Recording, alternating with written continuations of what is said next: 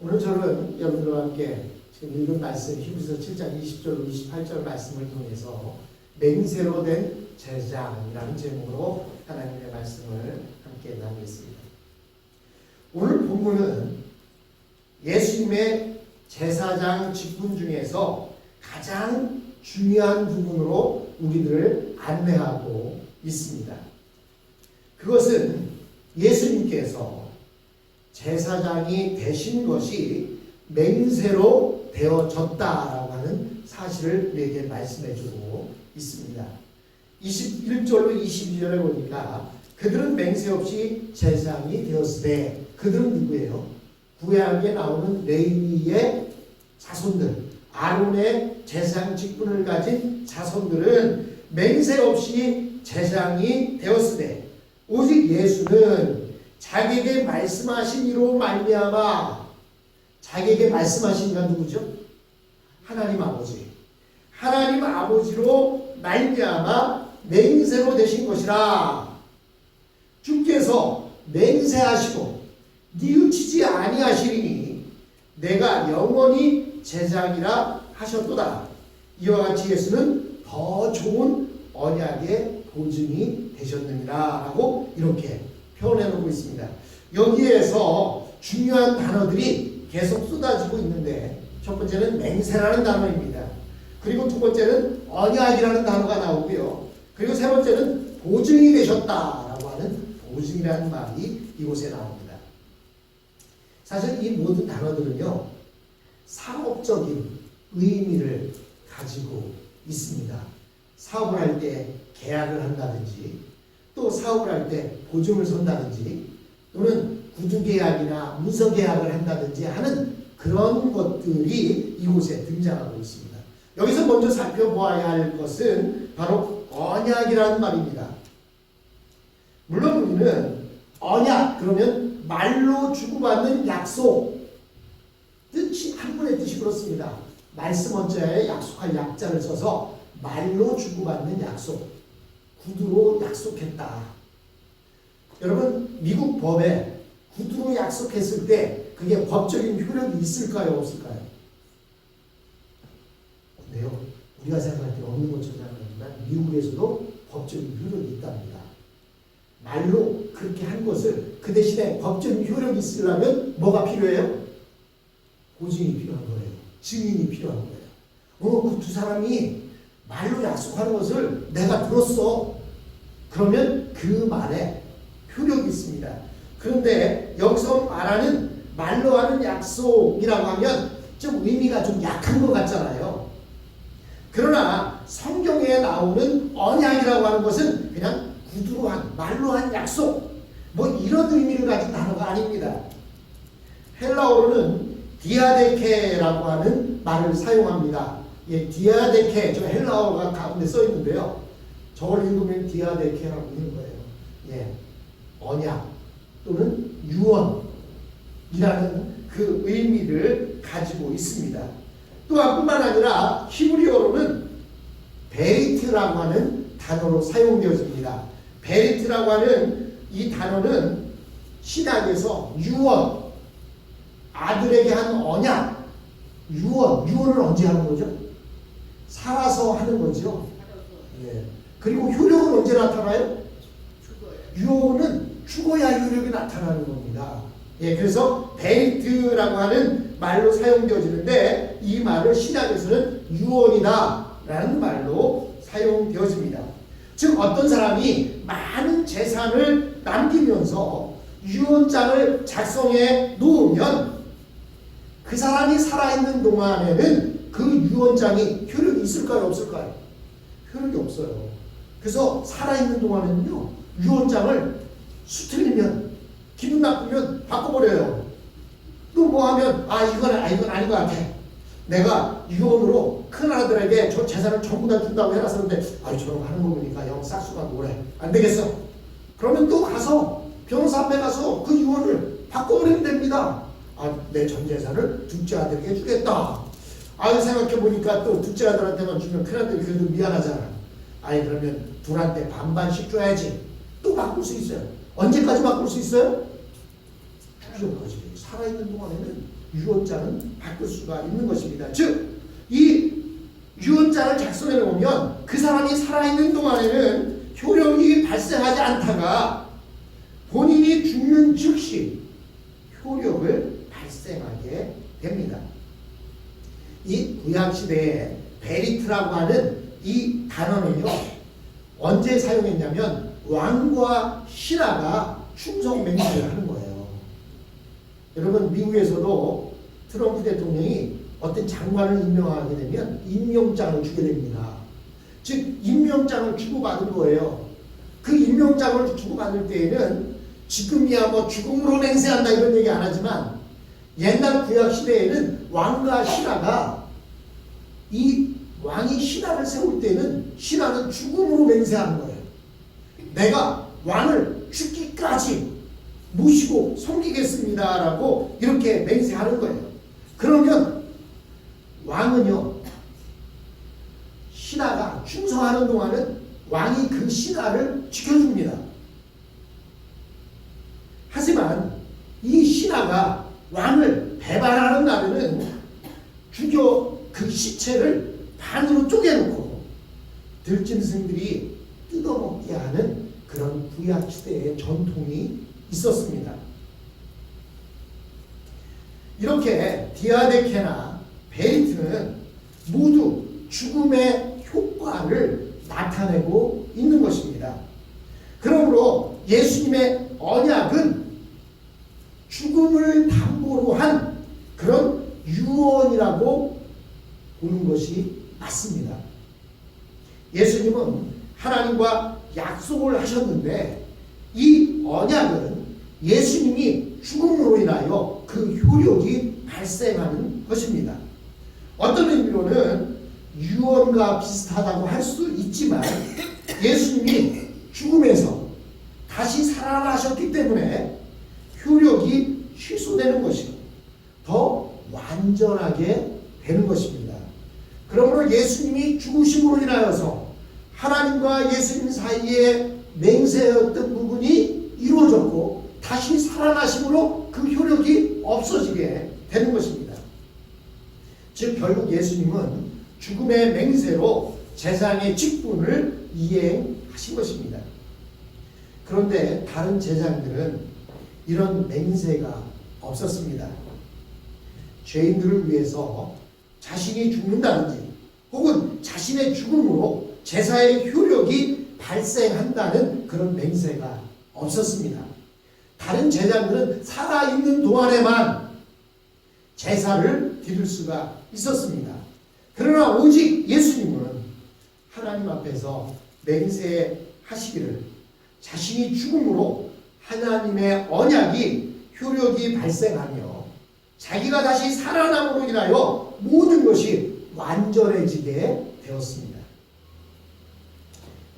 그러기에 우리가 하나님 앞에 나아가 그 영광을 한번 체험해보고 오는 것도 참으로 중요합니다.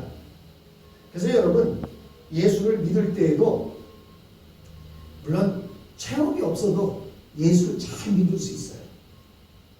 그러나 어떤 어려운 환경이나 죽음 앞에 내몰렸다가 또는 어떤 문제로 인해서 또는 기도하던 중에 은혜를 체험하고 나면 아무래도 뭐가 더 생겨요? 믿음이 더 생겨요. 아, 하나님이 날 이렇게 사랑하시는구나. 물론 내가 체험하지 않아도 하나님은 여전히 우리를 사랑하십니다. 그러나 체험하고 나면 그래, 하나님은 그런 분이시라 라고 하는 믿음이 더 단단해지는 경우가 있습니다. 물론 우리가 하나님 앞에 나아간다고 해서 반드시 응답받고 반드시 축복받는다는 보장은 없습니다. 구약의 제사는 죄 씻음을 받고 하나님의 은혜와 영광에 한번 나아갔다 오는 것입니다. 성전 뜰 앞에 갔다 오는 거예요. 여러분, 어떤 사람이 그래요? 나 청와대 갔다 왔다. 청와대 갔다 왔다고 자랑을 하는데 그 청와대 갔다 왔다는 것이 청와대에 있는 대통령을 만나고 왔다는 얘기가 아니에요. 청와대 그 앞들을 한번 구경하고 왔다는 것이죠. 그래도 그 사람은 어디 가서도 얘기합니다. 뭐라고 얘기해요? 나 청와대 갔다 왔어. 대통령이 거하는 청와대 갔다 왔어. 나 백악관 갔다 왔어. 그 앞에서 사진 한 장 찍고 왔어. 구약의 제사는 그런 의미입니다. 그것만으로도 하나님의 백성으로는 대단한 축복입니다. 그래서 미국 사람들도 워싱턴에 한번 가면 백악관 앞에 가서 사진을 찍으려고 바흐일막을 앞에 그 펜스 앞에 모여서 사진을 찍는다고 합니다. 왜냐하면 그것도 그 앞에 가서 사진 찍는 것도 영광 아닙니까? 대단한 축복 아니겠습니까? 그러나 오늘 우리들에게는 예수님의 죽음의 맹세가 있습니다. 즉 하나님 앞에 그 하나님 전에 마당뜰만 밟고 오는 것이 아니라 하나님 앞에 나아가서 우리가 기도할 때 반드시 하나님 우리의 기도를 들어주시고 축복해 주시며 모든 어려움을 해결해 주신다는 약속이 다 되어 있는 상태에서 하나님 앞에 나아가는 것입니다. 누구 때문에? 예수님 때문에. 하나님이 사시는 전 앞에 가서 나 하나님 전 보고 왔어가 아니라 예수님의 죽으심으로 인해서 우리가 하나님 얼굴을 직접 뵐 수 있는 그 자리까지 나아갈 수 있게 된 것입니다. 우리는 하나님 앞에서 무슨 복잡한 입구 심사를 받는다든지 또는 헌병이나 경찰들로 인해서 신원교회를 받아야 미국에 들어올 수 있고 또 대통령이 사는 그 안에 들어갈 수도 있습니다. 그러나 이제는 그런 것들이 필요하지 않습니다. 또 하나님 앞에 나아가 그저 한번 만나고 오는 것이 아니라 반드시 응답받고 반드시 축복받고 어려움을 해결해 주신다고 다 약속이 되어 있습니다. 25절 상반절에 보면 이런 말씀이 있습니다. 그러므로 자기를 힘입어, 여기서 자기는 누구냐면 예수님이에요. 맹세하신 예수님이 죽으심으로 인해서 하나님 앞에 나아갈 수 있는 길을 열어줬을 뿐만 아니라 살아나셔서 완전하게 되신 그 예수님을 힘입어 하나님께 나아가는 자들은 온전히 구원하실 수 있다라고 이렇게 말했습니다. 자기를 힘입어 하나님께 나아가는 자라는 것은 예수님을 믿는 믿음으로 예배를 드리고 말씀을 듣고 기도하는 것을 뜻하는 것입니다. 그런데 그렇게 될 때 온전히 구원할 수 있다고 말씀하십니다. 여기서 구원은 그야말로 우리가 겪는 광범위한 어려움을 모두 다 포함하는 것입니다. 여기서 말하는 것은 구원받았다, 내가 예수를 믿었다, 그것이 아니라 여기서 말하는 구원은 우리의 모든 어려움, 고통, 괴로움 그 모든 것들을 해결해 주셨다, 그곳에서 건져내 주셨다라는 이런 뜻을 가지고 있습니다. 우리가 매일매일 겪는 정신적인 어려움이나 육체적인 고난이나 다른 사람으로부터 받는 고통이나 사람의 힘으로 해결할 수 없는 그 모든 어려움에서 구원했다라는 의미인 것입니다. 우리가 예수님의 이름으로 기도하고 예배드리고 말씀을 들을 때 주님은 맹세하셨습니다. 우리를 모든 어려움에서 건져 주시겠다고 당신의 목숨을 걸고 맹세하셨고 실제로 죽으셨습니다. 우리가 예수님을 통해 하나님께 나아갈 수 있는 것이 얼마나 큰 축복입니까? 시시한 다른 사람들을 붙들고 아무리 부탁하고 사정해봐도 그들은 단지 우리의 어려움을 들어줄 뿐이지 해결할 수 있는 능력을 가진 사람들이 아닙니다. 어떤 사람은 의사가 병을 고쳤다고 하는데요, 의사가 병을 고쳐준 게 아니에요. 의사는 그 일에 노력한 것 뿐이지 병은 누가 고쳐주십니까? 하나님이 고쳐주세요. 아무리 의사가 뛰어난 의술을 가지고 있고 솜씨를 가지고 있다 해도 하나님이 부르시면 뛰어나게 할 수가 없는 것입니다.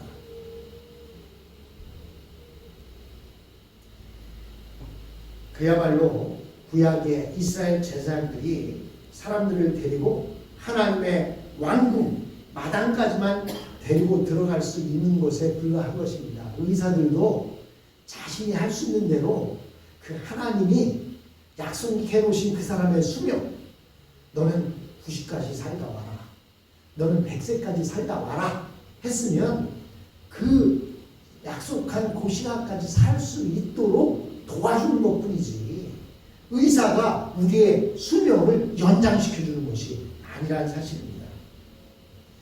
그러나 오늘 우리는 우리가 받은 자격이 완전히 다릅니다. 이제는 예수 그리스도로 말미암아 왕궁 문 앞에만 갔다 오는 것이 아니라 우리가 하나님 앞에서 우리가 기도할 때 하나님께서는 준비하고 계시며 천사들이 영접할 준비를 하고 있는 것입니다. 이렇게 우리가 하나님 앞에 나아가는 것을 아무도 막을 수 없으며 분명한 응답과 축복을 받게 되는 것입니다. 그러므로 우리가 예수님을 만났다는 것이 얼마나 큰 기쁨이고 얼마나 큰 감사인지 몰라요. 구약시대 이스라엘 백성들은 고작해야 왕궁 앞에 가서 아, 하나님이 여기 사시는구나 보고 돌아온 것뿐인데, 우리는 예수님께서 직접 맹세하시고 당신이 죽으심으로 인해서 그 모든 문제를 해결해 주시고 또 살아나셔서 완전하게 되셔서 우리가 이제는 하나님 존전에, 즉 하나님 앞에 나아가서 우리의 모든 것들을 알릴 수 있게 되었습니다. 우리가 기도할 때 하나님이 들으시고, 우리가 예배할 때 하나님이 기뻐 받으시고, 우리가 어려운 가운데 있을 때 하나님께서는 우리를 붙들어 주시며 축복의 길로 인도하시는 그 하나님 앞에 나아가는 길, 그 길이 바로 예수 그리스도입니다. 같이 기도합니다.